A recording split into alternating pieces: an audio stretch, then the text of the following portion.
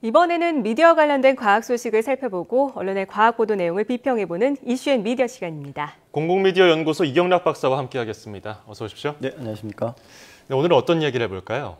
네, 많은 시청자 여러분들이 흔히들 이제 과학 프로그램이라고 하면 어렵고 그러니까 재미가 없다 이렇게 생각하시는 경향이 좀 있거든요. 네. 아무래도 이제 기초적인 과학 지식이 없이는 이해하기 어려운 내용도 많고 또 그 전달하는 방식에서 그 정보의 정확성이나 객관성 이런 것을 중시하다 보니까 감정적으로 이렇게 전달하진 않는 그런 경향이 있기 때문이라고 생각됩니다. 네. 그래서 이러한 문제점을 극복하고자 방송에서도 인포테인먼트라고 하는 그런 복합적인 장르로 과학 이야기를 다루기도 합니다. 즉 과학 정보를 오락처럼 좀 즐겁고 재미있는 방송으로 만든다는 것이죠. 그래서 이러한 방식의 프로그램은 과학의 대중화 측면에서 매우 바람직하다고 이렇게 할 수가 있습니다.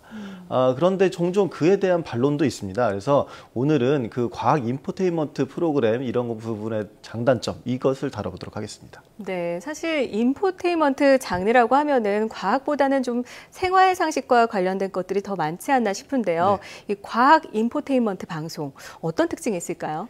네, 말씀하신 것처럼 과학 인포테인먼트가 우리에게 친숙한 장르는 아닙니다. 그러니까 한국에서 만들어지는 인포테인먼트는 대체로 순수한 과학적 정보 이런 것을 다룬다기보다는 생활 상식이나 의학 상식 이런 것들을 다루고 있기 때문에 그렇습니다. 그래서 이와 관련해서 과학 인포테인먼트를 좀 규정을 하자면 예를 들어서 새로운 과학적 소식을 비전문가가 쉽고 재미있게 이해할 수 있도록 하는 그런 장르다 이렇게 할 수 있을 것 같습니다. 네네. 일반적으로 그래서 그런 프로그램들이 그 연구에 대한 역사적 배경을 얘기하고 주요 결과를 또 요약해주고 그리고 중요성과 연구의 의미 이런 것을 설명하는 게 그 핵심이겠죠. 그래서 네. 즉 과학에 대해서 전문적인 배경이 없는 그 독자나 이런 시청자들이 그 연구의 핵심 아이디어를 파악할 수 있도록 복잡한 과학적 개념을 쉬운 비유를 통해서 전달하는 것 이런 것들이 그 인포테인먼트라고 볼 수가 있습니다.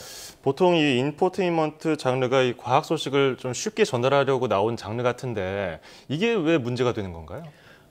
구체적으로 문제가 되는 사례를 말씀드리면 사실 인포테인먼트 장르로 과학을 다루는 것 이거 말씀드린 대로 큰 문제는 아닙니다. 오히려 과학 대중화를 위해서 굉장히 필요한 부분이라고 이렇게 볼 수가 있습니다.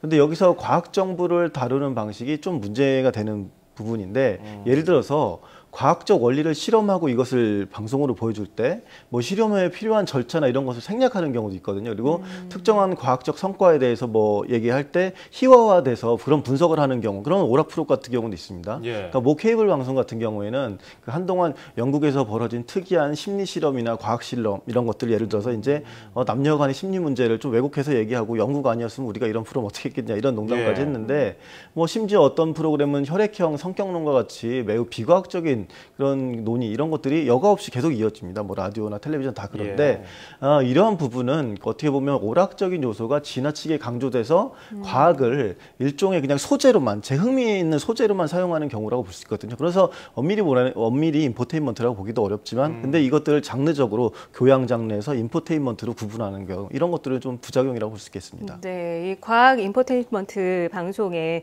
부작용에 대해서 좀 짚어주셨는데 그렇다면 이러한 단점을 어떻게 좀 보완을 하고 극복을 할 수 있을까요? 이와 관련해서는 비판적인 과학 저널리즘을 좀 대안으로 할 수가 있을 것 같습니다. 이 둘 사이에는 몇 차이가 있습니다. 인포테인먼트와 비판적 과학 저널리즘. 먼저 그 문체, 스타일이라고 할 수 있는데 그런 것을 들 수 있습니다. 인포테인먼트 쪽의 그런 저널리즘 같은 경우에는 특정한 연구나 성과를 보도할 때 세계 최초, 혁명적이다, 영웅적이다, 놀라운 이런 식의 표현을 많이 사용합니다. 그래서 그런 것에 사용하는 것에서 비판적 과학 저널리즘은 어떻게 보면 덜 열정적으로 보일 수가 있겠지만 어쨌든 좀 차분한 언어 이런 것들을 사용하고 매우 진지하게 접근을 합니다. 또 연구의 중요성에 대해서도 또 굉장히 냉정하게 이렇게 평가를 합니다. 그런 부분이 이제 비판적 과학 저널리즘이고 또 두 번째 비판적 과학 저널리즘 같은 경우에는 과학 논문의 특정한 그런 한계점이나 그 결점 이런 것들도 지적을 합니다. 예를 들어서 종종 보면 실험의 배양 접시나 실험 동물 사이에 충분히 통제되지가 않는 그런 거나 혹은 상반된 결과들이 종종 논문에 나오거든요. 근데 이러한 부분들을 이제 비판적 과학 저널리즘은 지적을 하고 특히 이런 경우에는 종종 그 일종의 내부 고발자나 익명의 그런 고발자 인터뷰를 하는 경우 이런 것을 통해서 이제 굉장히 비판적으로 실상을 알리는 그런 보도들도 있습니다. 네, 그렇다면 이 인포테인먼트의 대안으로 들 수 있다는 비판적 과학 저널리즘의 핵심이 뭐라고 할 수 있을까요?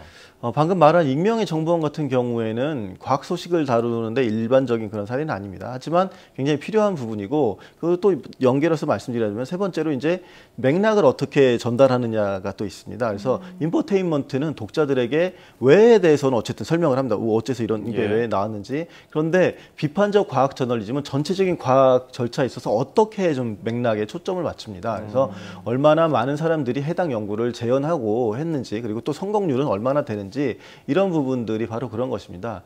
이런 부분들은 어떻게 보면 과거 스텝 줄기세포 논쟁에서도 좀 볼 수가 있죠. 왜냐하면 재현들이 아예 안 됐으니까. 그래서 또 이런 비판적 과학 저널리즘은 균형적인 관점, 이런 것들도 굉장히 중요합니다. 그래서 다만 이제 좀 다른 점이 뭐냐면, 예를 들어서 98이나 99%의 과학자들이 인간으로 인해서 온난화가 발생했다 이렇게 얘기하는데, 한 1, 2%의 과학자는 이게 아니라 원래 뭐 이렇게 극지방이 뭐 이렇게 될 수도 있다 이렇게 부정하는 연구를 할 수도 있거든요. 근데 그런 경우에 만약에 온난화가 인간 때문이다 혹은 그냥 자연스러운 거다 이런 거 있을 때 굳이 그 균형을 50대 50으로 맞출 필요는 없다는 것이죠. 오히려 그것을 50대 50으로 맞추는 것, 그게 자체가 불균형한 보도다 이런 식으로 얘기를 하고 그러니까 있습니다. 모든 과학 보도에 대해서 뭐 같은 비중으로 다룰 필요는 없다, 네, 이런 지적을 해주셨는데, 그렇다면 이 비판적 과학 저널리즘 이 중요성과 그리고 보도할 때 어떤 점을 좀 유의하면 좋을지 짚어주시죠. 예, 방금 말씀드렸지만 그 온난화와 관련된 그거는 어떻게 보면 음모 이론처럼 전달되는 부분들이 있습니다. 그래서 그런 굉장히 비과학적인 연구 결과인데, 마치 그것이 뭐 정치인들에 대해서 이 진실을 은폐한 것처럼 보도되거나 그런 글들이 많이 올라오는데, 이런 것은 굉장히 잘못된 것이죠. 그래서 비판적 과학 저널리즘이 중요한 또 다른 이유는 바로 부정적 연구라는 측면을 드러낸다는 데 있습니다. 네. 앞서 말씀드린 것처럼 어떤 성과에 대해서 인포테인먼트식 접근은 뭐 놀랍다, 대단하다 이런 식으로 얘기하기 때문에, 실패한 실험이나 굉장히 뭐 기존 연구를 부정하는 연구 이런 것에는 눈을 돌리지 않는 경향이 있습니다. 하지만 이런 실패한 연구나 부정적인 연구도 과학의 발전을 위해서 굉장히 중요한 또 일종의 성과라고도 볼 수 있거든요. 뭐 논문에 안 실리건 안 실리건. 그래서 비판적 과학 저널리즘은 이러한 그런 부분에도 주목해야 된다고 합니다. 그래서 과학 저널리즘의 소재 차원에서도 부정적이거나 혹은 실패한 연구에 대해서도 굉장히 보도하는 게 중요하다 이렇게 볼 수가 있겠습니다. 네. 자, 이 과학에 대한 흥미를 높여주는 인포테인먼트 장르의 장점, 그리고 비판적 저널리즘의 관점을 두루 갖춘 과학 방송을 만드는 것 쉽지 않겠지만 중요해 보입니다. 자, 지금까지 공공미디어 연구소 이경락 박사였습니다. 고맙습니다. 예, 감사합니다.